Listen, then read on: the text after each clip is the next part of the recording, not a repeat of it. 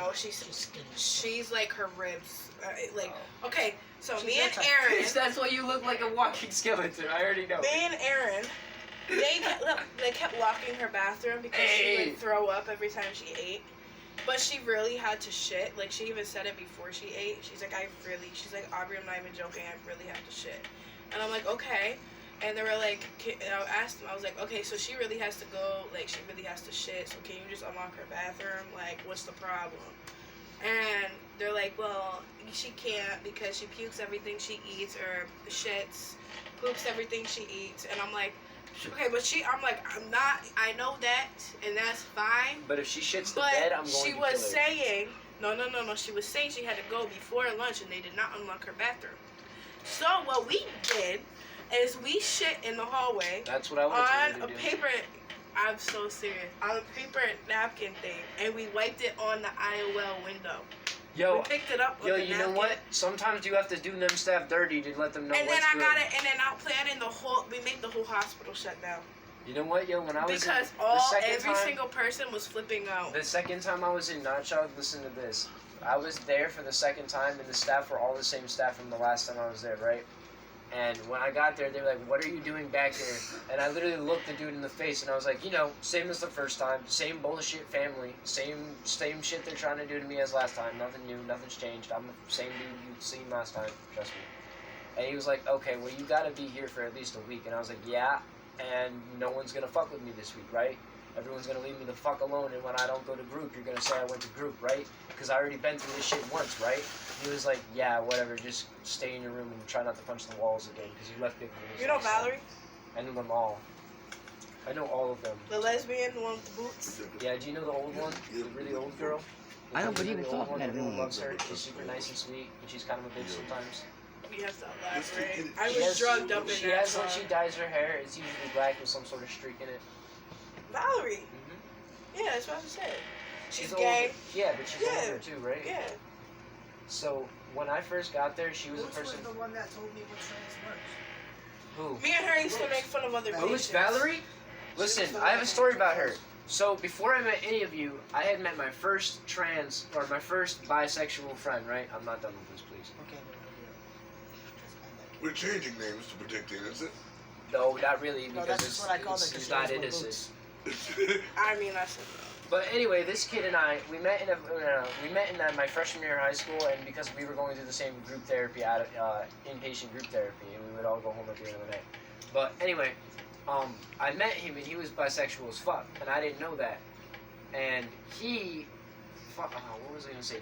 When he was admitted to Notchog when he was 11, he had Valerie as his intake. And I didn't know that for years. And me and him had been friends for, like, ever. We're still friends to this day. I talk to him. And, like, so I got admitted, right? And I was like, you remind me of someone that was here once before. And I was like, let me guess. And I was like, is it... And I said his name. And she was like, actually, yes, that's exactly who was on my mind. How did you know? And I'm like, because me and him are really close friends. And he's been here before, I have a feeling. And I was like... And she was like, oh, my God.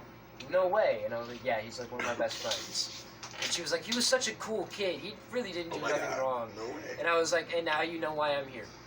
I didn't do shit wrong. People have just been literally trying to get me out of their house, and they can't. So this is the next best thing they can do. Because I was 16. How did we live without the internet? I was put in a chokehold at CCMC. Oh, dude, by this guy Waterford pressed me and I clocked him. This guy named Mark, a security guard. I broke 3 of my fingers on somebody's face. I kind of tested his patience because they didn't have rooms for me, and I was off my meds. Like, I was not on my fucking meds. And so that's why I was there, because I quickly stopped them. And he's like, I was punching the wall in the hallway, so they didn't have no more rooms. I was in a bed against like a wall in the hallway.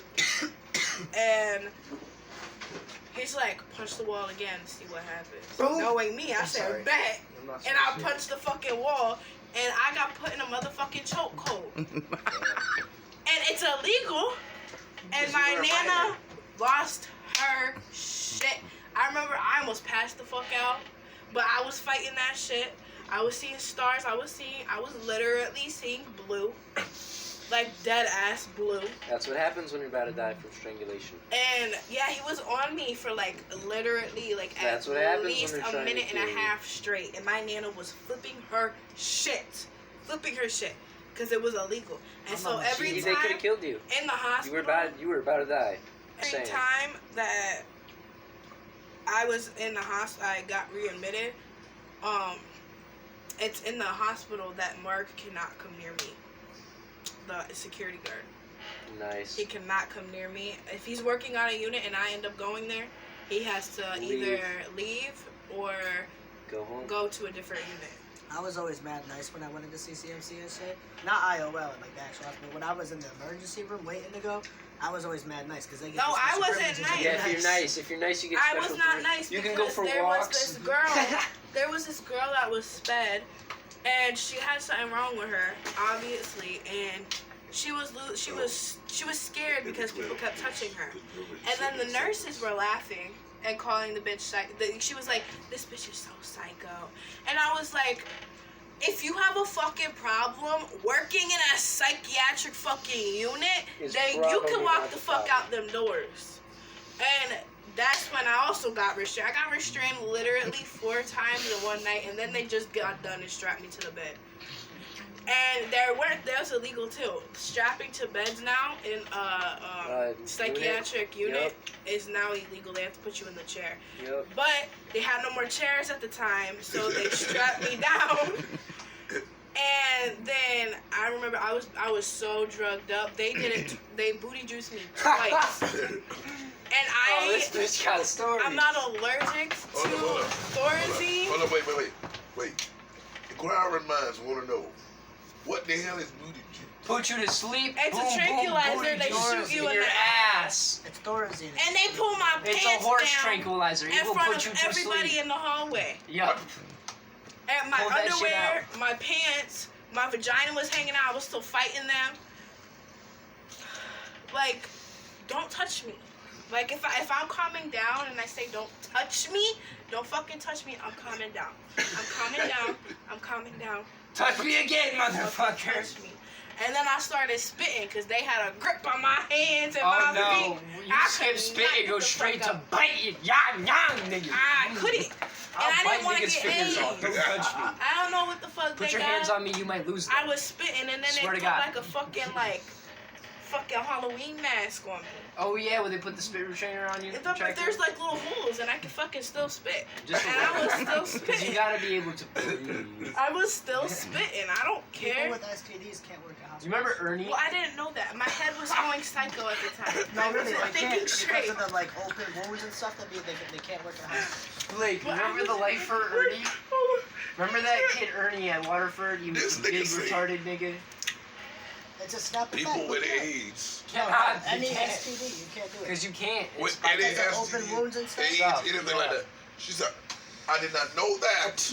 What? Well, at the time, because I was off my meds, I cold turkey Blake, stopped do you my remember that kid Ernie? ADHD, my anxiety, my Oh my depression, God. and my blood pressure pills all at I have a once. story to tell about Waterford. And I almost went into a heart attack. They had to, I don't know how they know. They said something. V-fib or some shit. Defibrillator, they brought you back. I don't know. No, They let they you didn't do that. They just put me on an IV and fucking, calling for they it, gave me shit to make me pass out so my blood pressure would go down. Because my heart rate was 204. They thought they were gonna have to shock you back in. You were gonna have a heart attack. I don't know, but I almost came close I to swear heart that's what attack it because I have sinus What if you went tachycardia. into You tachycardia? grabbed the AED. That's where the heart is That's beating really why. fast. My resting heart rate is like Thank you, 150 to doctor. 180. And so, But because I'm and always it's in supposed to be tachycardia. 75. The defibrillator is the thing that like makes I don't you know. They breathe. said something again. The She's a defibrillator is V-fib. something that I don't makes, know. she's they- defibrillating. You need the No, defibrillator. I don't know. But Defib they is started freaking defibrillating. out. Then it was freaking me out. I was like, y'all, this ain't gonna help my heart rate. I was still fully aware. I said, what is y'all doing? This ain't helping me. And they kept doing my blood pressure. I had to stand up, sit down, Oh stand my up, sit God. down. And then it was like completely different. And they were more worried of the diastolic. It's because the pressure on my heart is the bottom number of the blood pressure. Oh my God. I can't wait. when I was in Waterford, we had this kid who had been in Waterford for about 3 months. Before anyone else was there, even Blake. Blake never met him because he was always in his room. But this kid had so many I was problems. always at work. No, but not you. The kid was always in his room. He never went to school or nothing. He never did anything. Ever, besides play video games. And this kid, literally all he did was play video games in his room every day. But one day, he did go to school like every once in a while. So one day he got back from his class, right? And he came into the room and he This asked... nigga up here trying to sound like J.K. Rowling. You know you ain't talking about no stories, but this kid No, listen. at 12 o'clock. Oh, I need to tell y'all something after. come on. You're gonna love it. Come on, listen. So this kid comes back from school after comes in there. after not being there for like 7-8 months of just straight up not going. He comes back and he asks the staff to take him to the store to buy a new video game, right? And the staff say, no, Ernie, you gotta do more than that. You know, you gotta work harder. And he flipped the fuck out. He literally, like, when I tell you this kid flipped every single piece of furniture in the entire fucking cottage. Okay, not even just our cottage. He went over to cottage 1, flipped all their furniture. Went into fucking director's office, flipped his whole entire desk. 2 swoops. Went whoop, doodle, doodle, boom. Right back on it.